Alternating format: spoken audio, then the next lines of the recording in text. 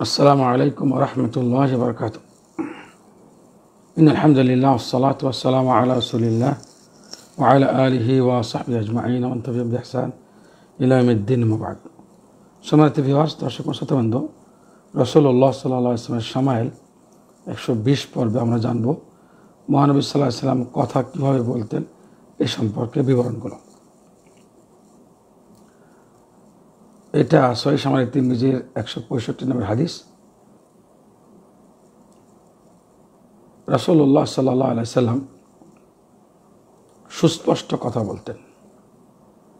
উম্মুল মুমিনিন আয়েশা রাদিয়াল্লাহু তাআলা আনহা থেকে বর্ণিত, তিনি বলেন, রাসূলুল্লাহ সাল্লাল্লাহু আলাইহি ওয়াসাল্লাম তোমাদের ন্যায় চটপটে তথা অস্পষ্টভাবে তাড়াতাড়ি কথা বলতেন না, বরং তার প্রতিটি কথা ছিল সুস্পষ্ট, আর শ্রোতারা তা খুব সহজেই তা বুঝতে পারত এবং আয়ত্ত করতে পারত।